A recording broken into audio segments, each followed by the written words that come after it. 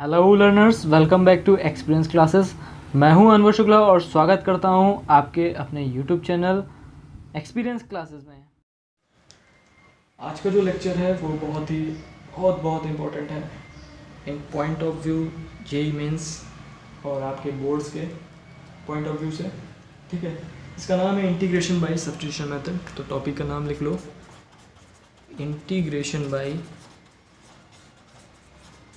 Substitution method. अब ये substitution method का मतलब क्या होता है? जैसे क्रिकेट तो देखा ही होगा, और क्रिकेट में अगर एक बंदा ख़राब हो जाता है तो उसकी जगह कोई एक सब्स्टिट्यूशन ला जाता है।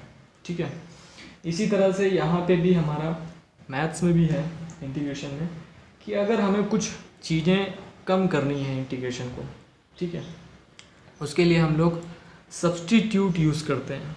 अब वो सब्स्टिट्यूट क्या होता है? जैसे मान लो हमारे पास एक एग्जांपल से ही समझते हैं, e⁻ tan inverse x upon 1 + x² dx दिया है। कह दिया जाए इवेल्यूएट करो, तो अभी तो ठहरे आप लोग नए, कुछ पता ही नहीं है इसमें करना क्या है।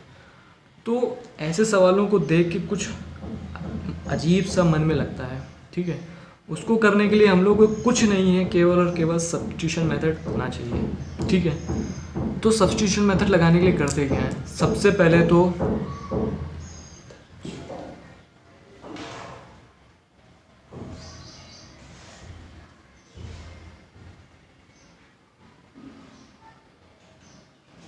डिफरेंशिएशन आना बहुत ज़रूरी है।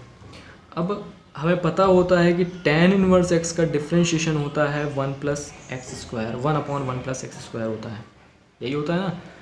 तो हमें ऐसी चीज़ ढूंढनी है जिसका डिफरेंशिएशन हमें कहीं ना कहीं दिया हो, उसी को हम लोग सब्स्टिट्यूट कर देंगे। ठीक है, तो यहाँ पे हमें tan इनवर्स x दिख रहा है जिसका डिफरेंशिएशन होता है 1/1 + x²। तो हम लोग यहाँ पे tan इनवर्स x को सब्स्टिट्यूट करने जा रहे हैं। अब कैसे करेंगे? Let t = tan inverse x। अब दोनों टर्म डिफरेंशिएट करेंगे with respect to x। dt/dx आएगा 1/1 + x²। यहाँ से क्या करना है, हमें dx की वैल्यू निकाल लेनी है, जो कि आएगी dt टाइम्स 1 + x²। उठा के यहाँ रख देना है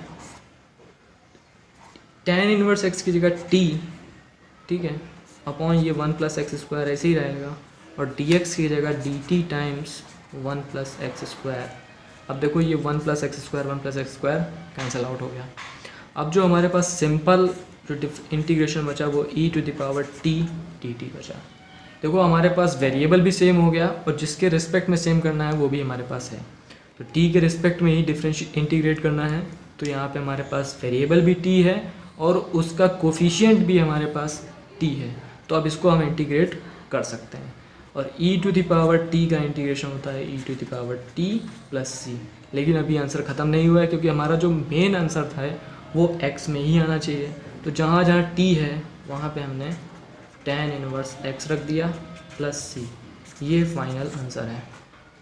ठीक है, यही होता है सब्स्टिट्यूशन मेथड। अब इस पर कुछ अच्छे सवाल करते हैं जो कि आए हुए होंगे, और जहाँ तक ये भी सवाल आया हुआ है ऑल इंडिया 2011 में, ठीक है, आया हुआ सवाल है। तो देखो कितना आसान है, मुझे समझाने में ये समय लग रहा है, लेकिन जब आप लोग करेंगे तो ये केवल और केवल 2 से 3 सेकंड का है। ठीक है, तो अब चलो देखते हैं कुछ और ऐसे ही सवाल अच्छे। जो दूसरा सवाल है वो हमारी RD शर्मा से है, और ये जो सवाल है वो ये है, इवेल्यूएट लिखा हुआ है वो मैं नहीं लिख रहा हूँ। तो I = tan inverse 1 - cos x upon sin x dx। ठीक है, अब इसको कैसे करेंगे?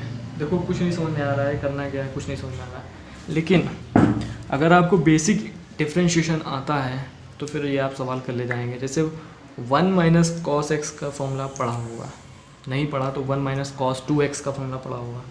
उसी तरह से हाफ एंगल का जो फॉर्मूला होता है वो 1 - cos x के फॉर्म में होता है। कैसे? tan इनवर्स 1 - cos x को लिख सकते हैं 2 sin² x/2। लिख सकते हैं, जाके पीछे फॉर्मूले देखना, जाके पता चल जाएगा। इसलिए आप लोगों को डिफरेंशिएशन और बेसिक ट्रिग्नोमेट्री के फॉर्मूले पता होने चाहिए। नहीं पता है तो उसके नोट्स और वीडियो आपको जल्दी से जल्दी प्रोवाइड कराई जाएंगे।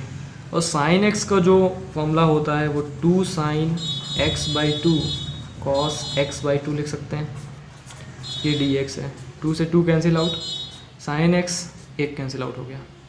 ये बचा tan इनवर्स 1 sin x/2 है cos x/2 tan x/2। और अभी एक चीज़ हमने पढ़ी थी कि अगर इनवर्स के अंदर उसी का एंगल दिया होता है तो सीधे हम लोग उसका एंगल लिख सकते हैं। तो यहाँ हो जाएगा x/2 dx, और जो 1/2 ऐसे आ गया ये x² + c, तो इसको फाइनली आंसर ले सकते हैं x² 4 + c, खत्म आंसर। ठीक है, ये कैसे आया, ये ऊपर आई बटन मिल जाएगा, वहाँ से आप लोग देख सकते हैं। हमारे ही चैनल में पढ़ा हुआ है, आराम से पढ़ सकते हैं। अब इसके बाद जो मेथड होते हैं वो कुछ यूनिक मेथड होते हैं और उसके कुछ फॉर्मूलेज होते हैं। वो फार्मूले आपको अगले लेक्चर में प्रोवाइड कराएंगे। और एक सवाल मैं दे रहा हूँ, उसको आप लोग करें और मैं अगले लेक्चर में उसका सॉल्यूशन दूँगा। ठीक है, और ये जो सवाल है वो NCERT एग्जाम्पलर का है, तो एग्जाम्पल लिख लो। सॉल्व करना है tan² x sec⁴ 4x dx। ठीक है, ये आपका होमवर्क है, ये लोग आप लोग करिएगा और इसका आंसर या सॉल्यूशन मैं आपको अगले लेक्चर में प्रोवाइड कराऊंगा। अगले लेक्चर में कुछ यूनिक मेथड पढ़ेंगे और उसी के बाद हम लोग आगे बढ़ते जाएंगे। तो तब तक के लिए धन्यवाद, पढ़ते रहें। और अगर आप लोगों को इसमें और कुछ भी सीखना है तो हमारे चैनल को अभी सब्सक्राइब करें और बेल आइकन बटन को ज़रूर से ज़रूर प्रेस करें। तब तक के लिए धन्यवाद, मिलते हैं अगले लेक्चर।